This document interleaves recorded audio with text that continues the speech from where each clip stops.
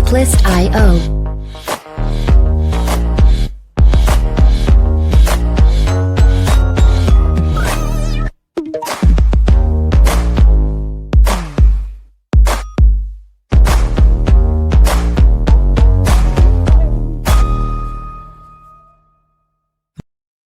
What's up, tube viewers? My name is Pax, and I'm back with some facts. And today, I'm here to talk to you guys about a little bit of this and a little bit of that. I'm back like scoliosis and halitosis. So today, I'm going to talk to you guys about Charleston White making a declaration that if you come from the streets and you subscribe to a street life, that the only honor is to take that mentality to the grave with you. You're not a real Crip and Blood. Because you get to go do 10, 15 years, come home and live off your reputation. You don't get to check in, have to come in, and you get to be pow-pow, to drive trucks. When they call something out this way, everybody checks in. It's been said a lot of times that the streets don't come with a pension, that there's no retirement plan. You know, you have to stack your money and be able to take care of yourself when you get older. So I would like to introduce a couple of other perspectives because we have a legendary artist by the name of Scarface. You know, he's an icon in the hip hop industry. He said he almost died from a heart condition and kidney failure, and it had not been for the philanthropy of Jay-Z, Nas, and DJ Khaled, he would have died. So we know that even after selling millions of records, even after running it up in the streets, after you jump off the porch, no matter what you may achieve, that it doesn't come with a retirement plan in the streets. So I want to go over here to Say Cheese, where he sat down with Omi, the Hellcat. He just was recently released from federal prison, where he talks about how much money he made and then leaving it all behind to his children. So with no further ado, y'all stay with me. Let's get over here to Say Cheese and see what Omi's talking about, and I'll get back to y'all in a minute. At 33, I made $160 million. You know what I'm saying? So if I die tomorrow, my nigga, my kids got $100 million, but my kids can't touch it till they're 35. You know what I'm saying? And I'm having issues now with my kids because of that. You know, I got a 20-year-old. I'm an old man. Well, why is there issues? Because at 18 years old, you're supposed to get paid. Why 35? Because I want you to go through life knowing that you're going to need that money. Like what I said earlier, you got to throw that shit out. Put that shit in front of you. Struggle. Come work with me. Come see the life. Come see how hard your dad has to work for this shit. Right. Because it's easy when you're 14, 10, 11 years old. You don't really see the grind. That's a fact. I want you from 18 to 35 to struggle. I want you to see what it's like. You know what I'm saying? My kids just want to sit behind a fucking computer playing games all day. My nigga, there's more to life.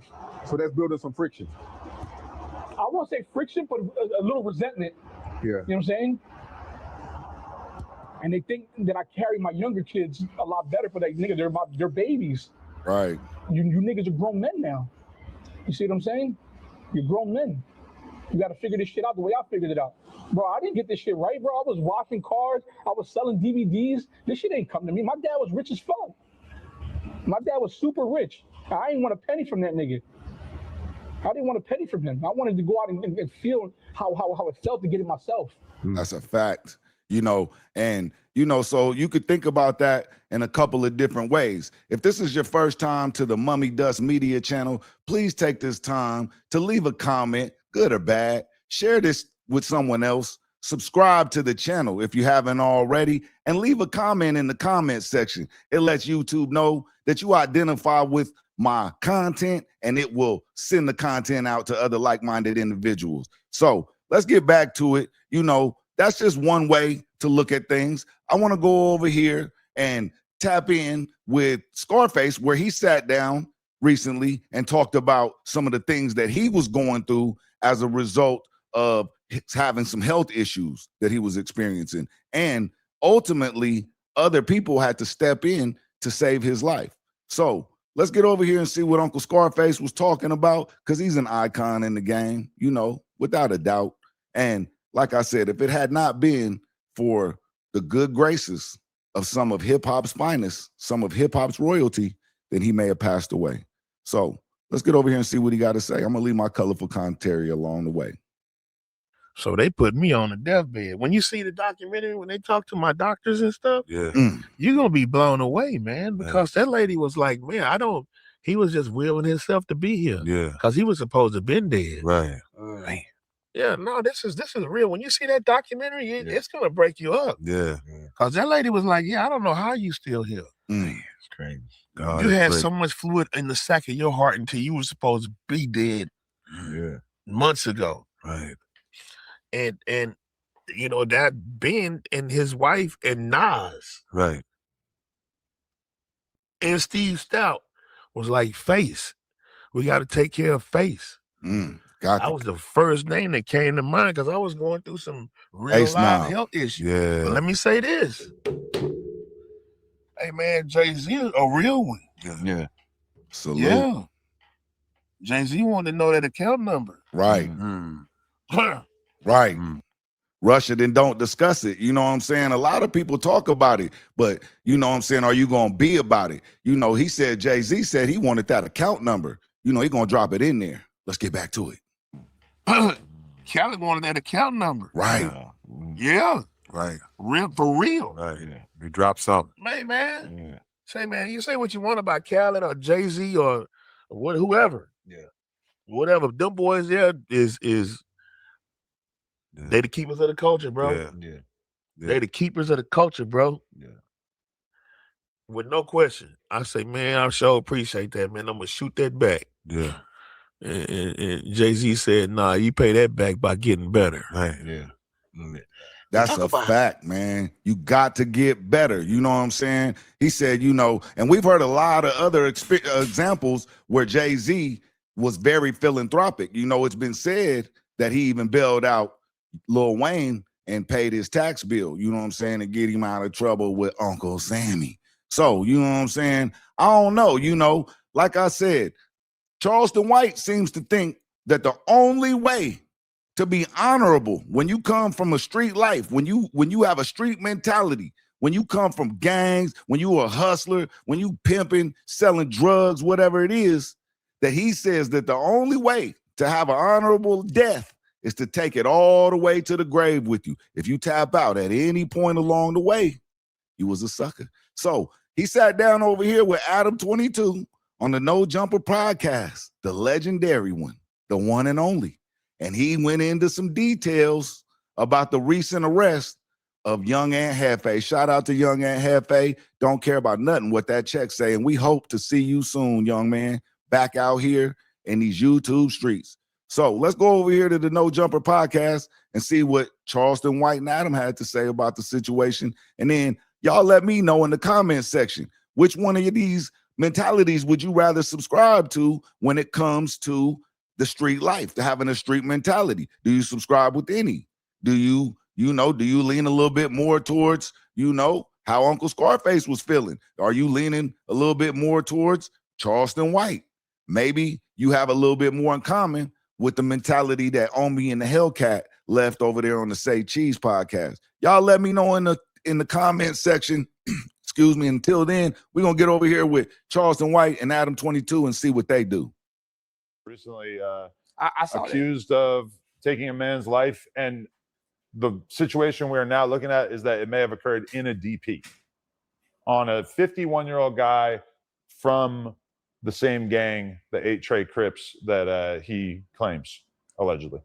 That's what the cops are alleging, not I. Oh, I used to hang out at St. Andrews Park. Yeah, I used to see some shit over there. Some shit I had never thought I would ever see in life. When you live by it, you die by it. That's a fact. And this is what I tell everybody outside of California. Them niggas can't play grandpa at 51. When they say come check in, come into the hood, I wouldn't give a damn if you the move to New Jersey. You got to say, baby, say supervisor, I got to take off today. You got to come back.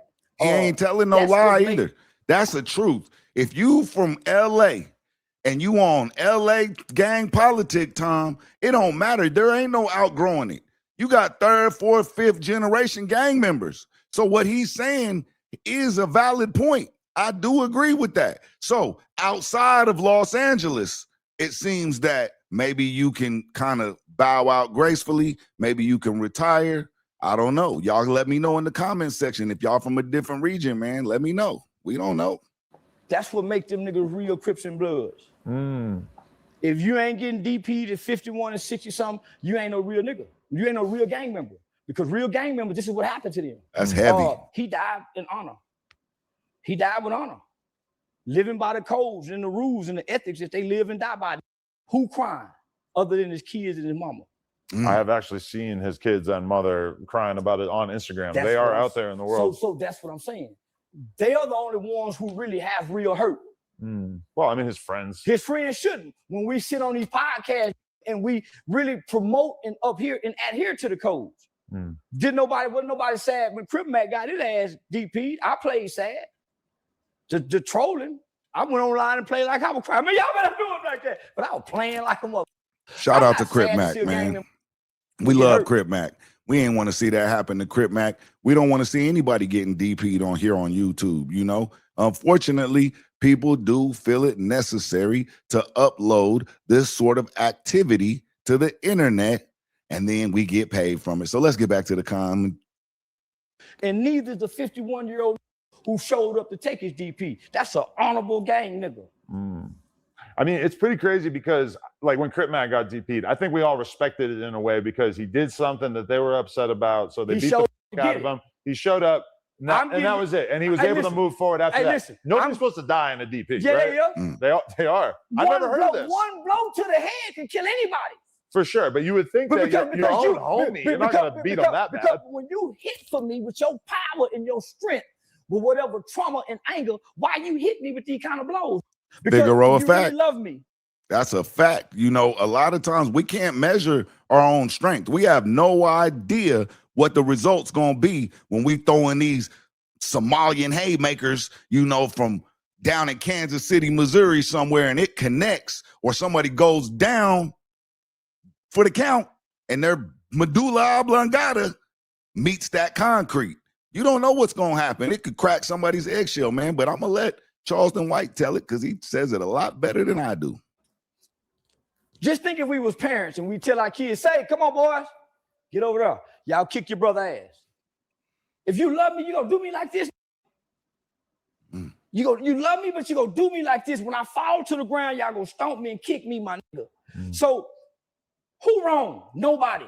This is their life and their rules. They've been doing this shit over 50 years now. His family and them been hurting and pleading for this since he first got in.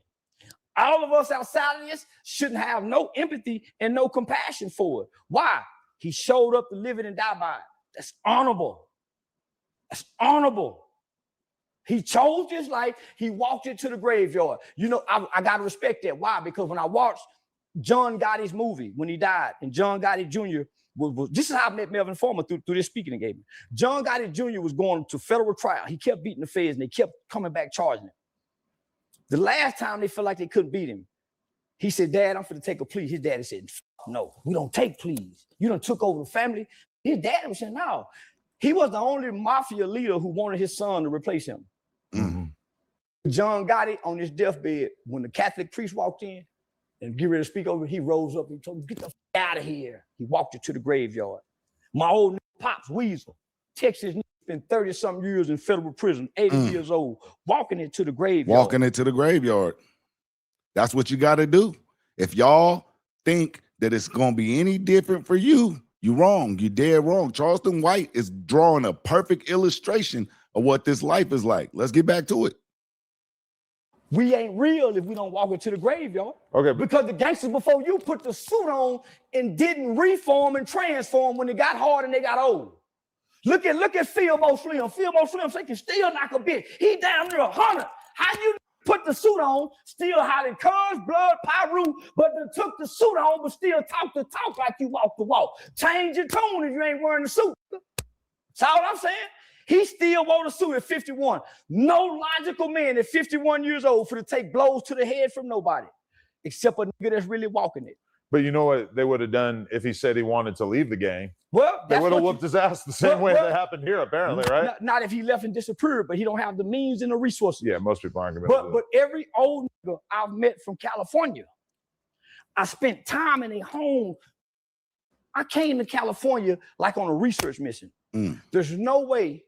I knew nobody here.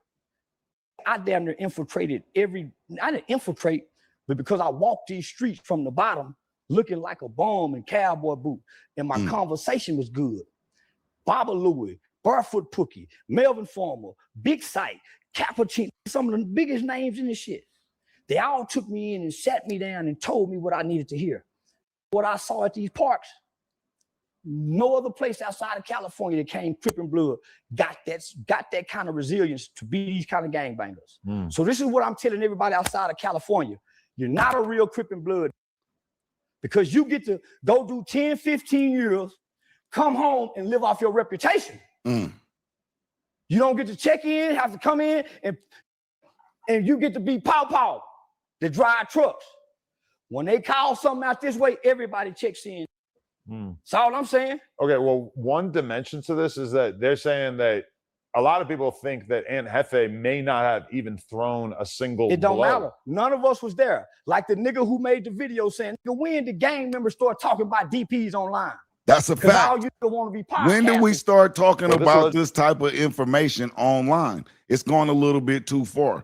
I don't know. What do y'all think? Y'all got to get in the comment section. Let me know. You know, rappers. I gave y'all an example. We got the legendary Scarface. He sold millions of records. He's made albums with hip hop royalty. I gave you Omi and the Hellcat. He said he made over $160 million hustling in the streets. That he's left behind $100 million to his kids and some trust funds. They can't reach it until they're 35. Is that where you want to be? Then we have Charleston White. He's painting a perfect illustration of what it's like to be a gang member, and especially one from the West Coast. That's your life. I don't know. My name is Pax. I'm just here to bring y'all these facts.